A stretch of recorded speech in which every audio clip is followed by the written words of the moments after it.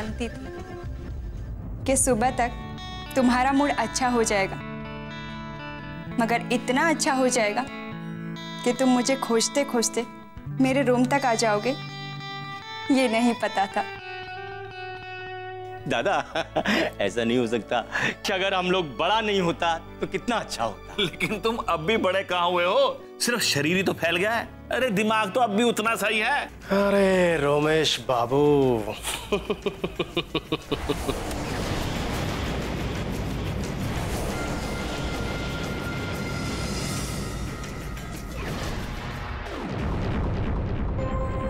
फिर ये माजरा क्या है?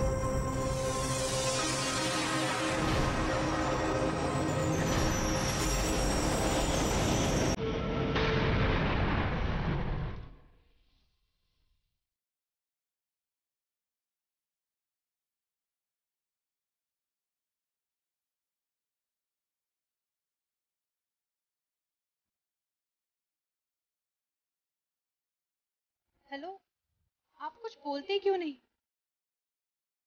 हेलो कमला, मैं बारिन बोल रहा हूँ। तुम्हारी आवाज ठीक से नहीं आ रही है। अच्छा, मुझे तो लगा कि उन्होंने फोन उठाया था।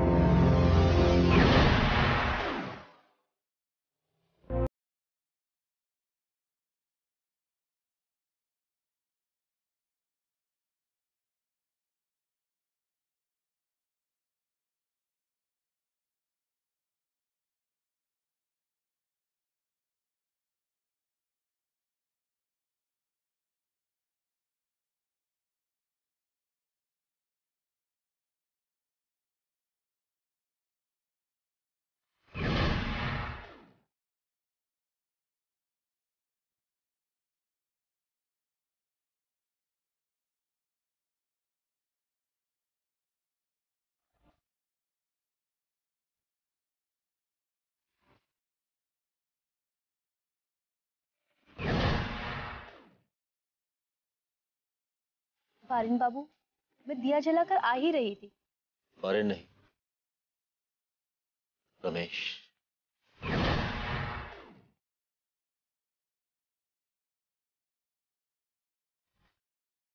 एक बार भी आपने मुझसे नहीं पूछा कि मैं कैसी हूँ। आप मुझसे मिलकर खुश नहीं है ना? देखो कमला, रात बहुत हो गई है। हम ये सब बातें घर चलकर भी कर सकते हैं। बेहतर यही होगा कि तुम मेरे साथ इस वक्त घर चलो। चलो।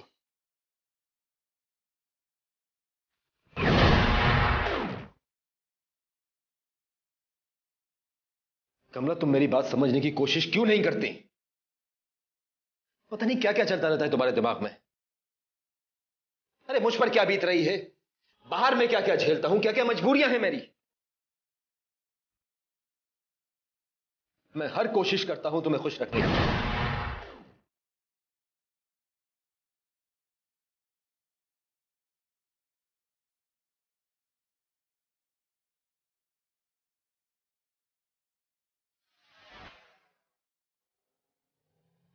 उमाकांत, उड़ती चिड़िया को निशाना बनाकर गोली दागने में वो मजा नहीं है जो चिड़िया को फांस कर उसके पर कतरने में।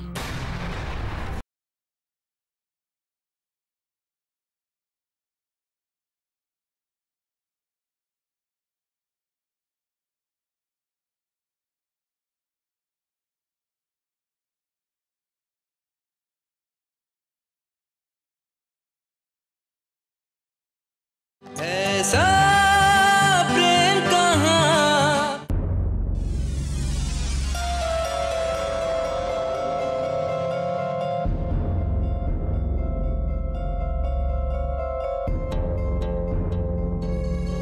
क्या बात है? कमला का फोन आया था। क्या कह रही थी? बता रही थी कि रमेश बाबू कितनी बेरहमी से उसके अरमानों का गला घोट रहे हैं और वो बेचारी कुछ नहीं कर पा रही सिवाय आंसू बहाने के। ये क्या कह रही हो? सही कह रही हूँ। कमला बता रही थी कि रमेश बाबू ख्वाब बनकर उसके पास आए थे, सुबह आंख खुलते ही गायब हो गए। पहेली मत बुझाओ आशा, साफ साफ बोलो। और कितना साफ बताऊं?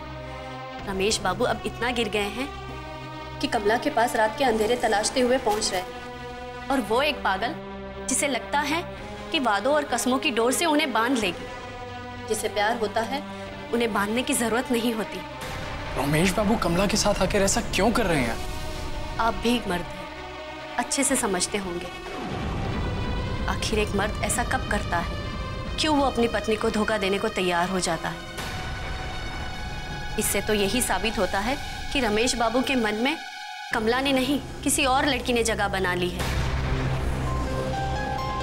और वो जो कमला है उन्हें देवता की तरह पूछती है। हमें कमला को एहसास दिलाना होगा कि रमेश बाबू ईश्वर नहीं, पत्थर है। मैं मानता हूँ आशा, कमला के साथ जो कुछ भी हो रहा है वो गलत हो रहा है, मगर ये भी तो ठीक नहीं कि हम उनके बीच में पड़े। और ये भी ठीक नहीं कि हम सब जानकर उसकी हालात पर अफसोस करते रहे। हमें कुछ करना होगा महेश बाबू। आशा, ये एक पति पत्नी के बीच का मामला है।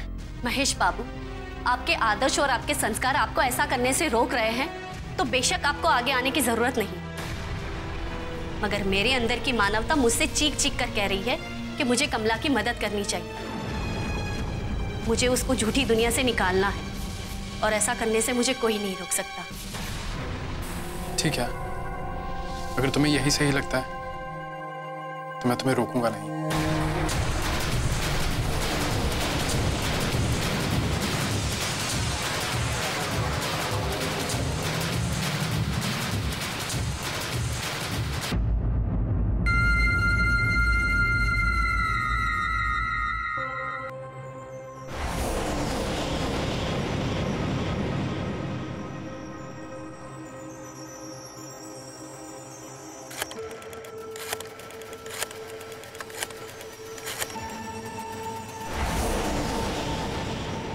देवी चौधरानी जी।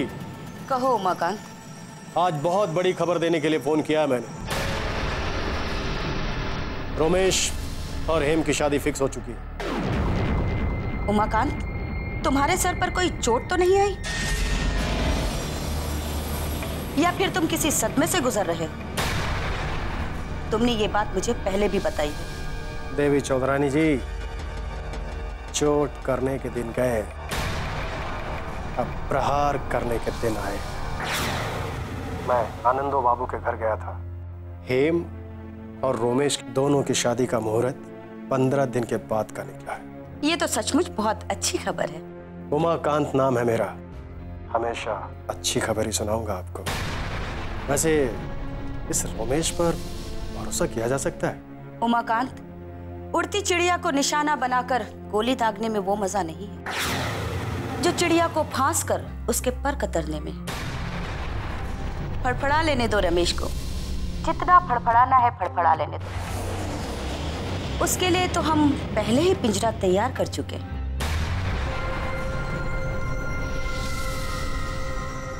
उसकी बर्बादी तो उसी दिन से शुरू हो गई थी जब उसने हमें उल्टा जवाब दिया।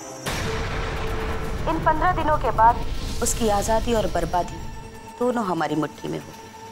इन 15 दिनों में हमारे भी सब्र का इम्तिहान होगा, जिसमें चुपचाप बैठकर अपने बुने हुए जाल में रमेश के पहुंच जाने तक का इंतजार करना होगा। ठीक है चौधरानी जी, रखता हूं।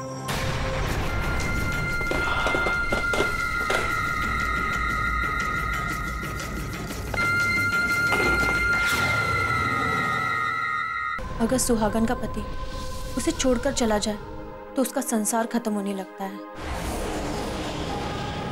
और मैं अपना संसार लूटने नहीं देना चाहती।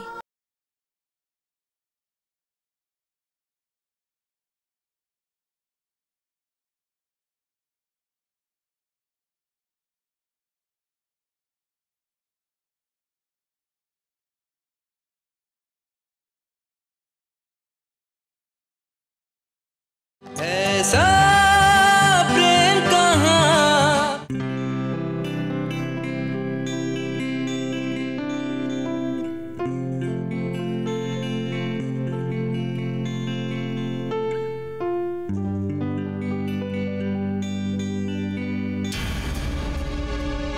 कमला, तुम यहाँ? और ये सब क्या है?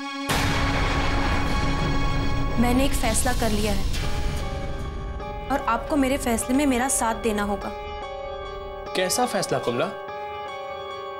मुझे मेरे पति के साथ रहना है। आप मुझे उन तक पहुंचा दीजिए।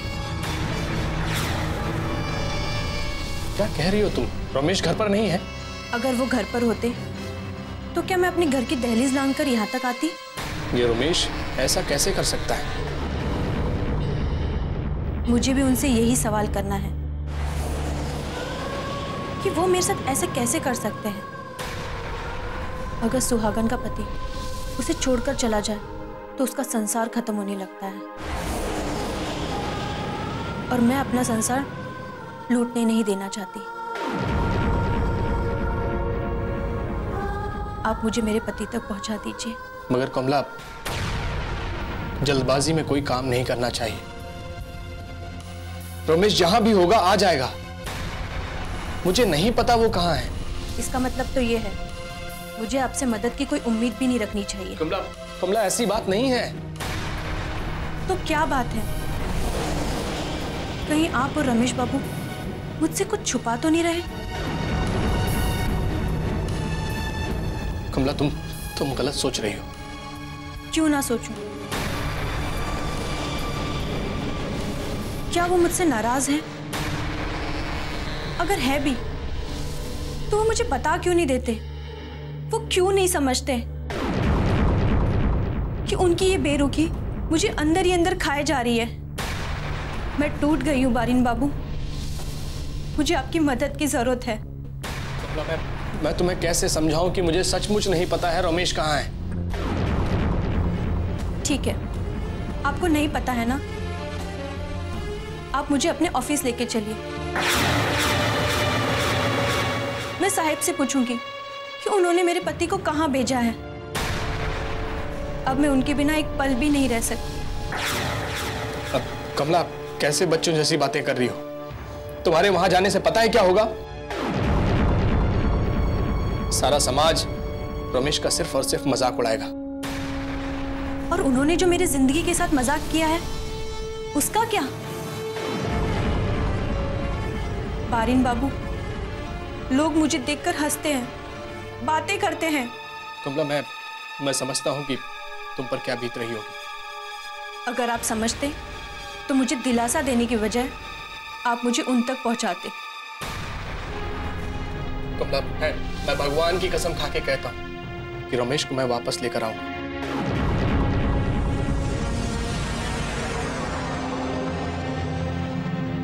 अगर कस्में सच्ची होती तो लोगों का ईश्वर पर से भरोसा उठ जाता। कमला, मैं तुम्हारे सामने हाथ जोड़कर विनती करता हूं, प्लीज घर वापस चली जाओ और मेरे आने तक का इंतजार करो।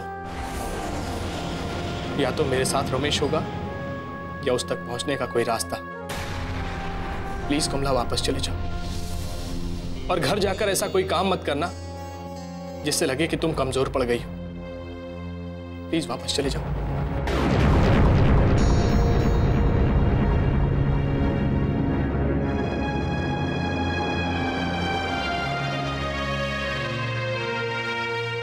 ये कमला की बेचैनी दिन ब दिन बढ़ती जा रही है। अब इससे सच छुपाना और झूठ बोलना दोनों पॉसिबल नहीं है।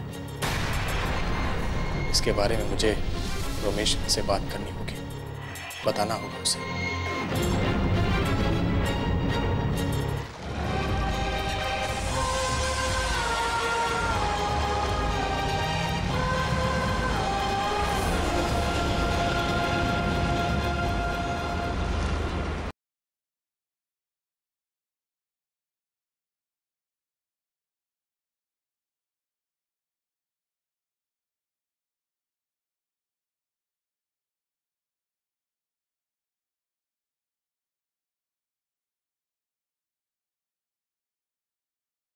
ऐसा प्रेम कहाँ।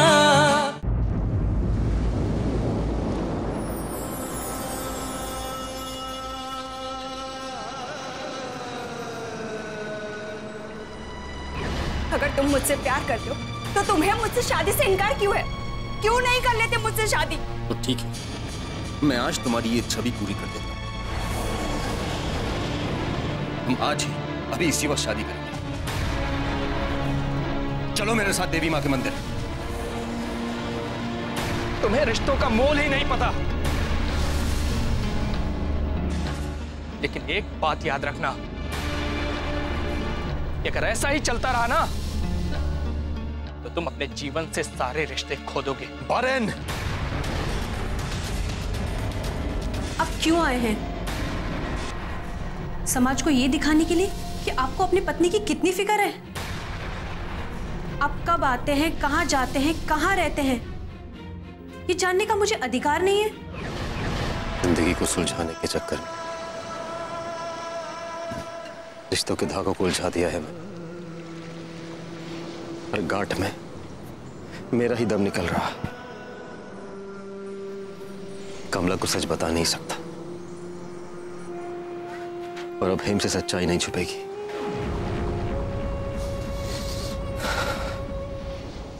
इस गुत्थी को सुलझाने का एक ही हल है कि मैं जिंदगी से उम्मीद ही मिटा दूं।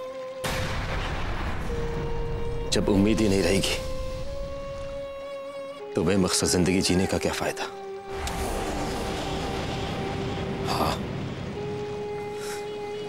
मैं ये जिंदगी ही मिटा देता हूं।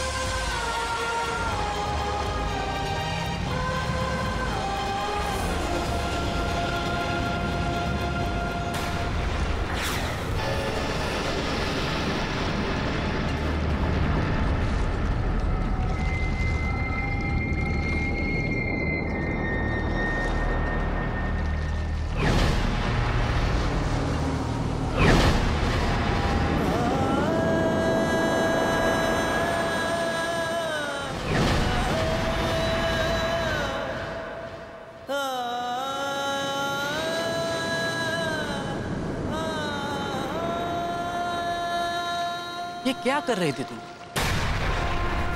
जीना इतना भी मुश्किल है कि जिंदगी खत्म करने में तुम्हें जरा सा भी अफसोस नहीं है?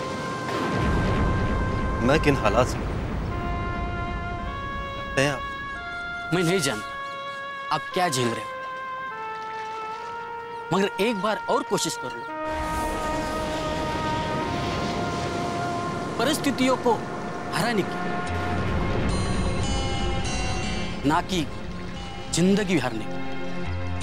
वक्त और हालात ने मुझे अपनों से दूर कर दिया, सबकी नजरों में गिरा दिया है और मैं अपनों की नजरों से गिरकर नहीं जी।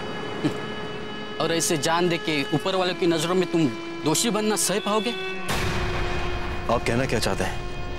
जिन हालात से तुम भाग रहे हो, कभी सोचा है कि ये सब तुम्हारे साथ क्यों होता है? क्यों ऊपर वाले ने इस परिस्थिति के लिए तुम्हें ही चुना है? क्योंकि वो जानते ये काम तुम सबसे बेहतर कर सकते, और तुम जान देने की कोशिश करके उनके भरोसे पर सवाल उठा रहे हो।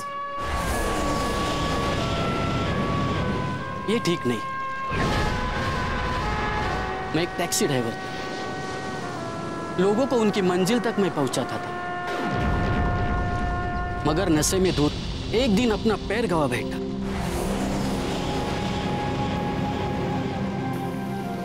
अब हर कदम पर मुझे सहारे की जरूरत है, मगर मैंने हार नहीं मानी। जिंदगी से मैंने सबक ले लिया। मेरी बात मानो और जिंदगी को एक बार और मौका दे दो, और देखना तुम महसूस करोगे कि मरने से कितना आसान मौत को हराना है। जाओ, लौट जाओ, वापस लौट जाओ। परिवर्तन ही जीवन का नियम है। जिसे तुम मृत्यु समझते हो वही जीवन है। एक ही पल में तुम करोड़ों के स्वामी बन सकते हो और दूसरे पल में दरिद्र। अपना पराया, छोटा बड़ा, ये सब मन से निकाल दो। अब देखो, ये सब तुम्हारा है। मैंने कभी किसी का बुरा नहीं किया। मेरा कोई नहीं है। सब तुम्हारा है।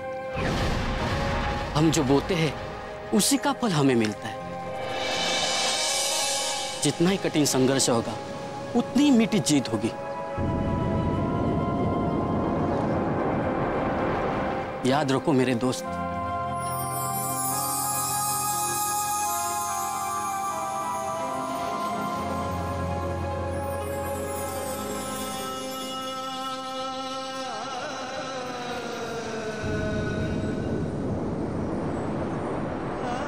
सही सही कहा आपने। परिस्थितियों के आगे घुटने नहीं टेकना चाहिए। मैं लड़ूंगा, मैं हार नहीं मानूंगा।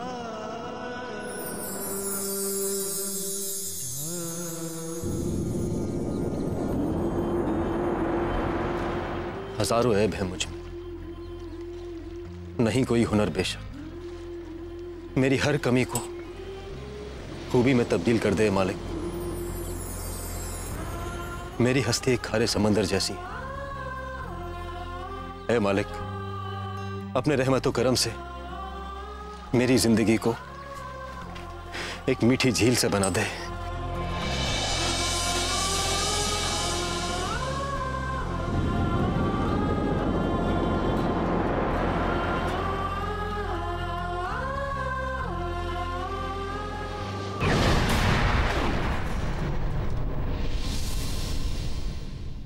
कभी कभी कुछ समय के लिए कमजोर पड़ जाती हूँ, समझ ही नहीं पाती है कि क्या करूँ। और ऐसे में आपको परेशान कर देती हूँ। ऐसा कुछ नहीं है, परेशानी में दोस्त काम नहीं आएंगे तो कब आएंगे? आज भी जब मेरी कभी नींद खुल जाती है ना, तो मुझे सिर्फ आप ही की याद आती है। कमला जैसी पत्नी के साथ आप ऐसा कैसे कर सकते हैं? आखिर चाहते क्या हैं आप? बोलिए, जवाब दीजिए।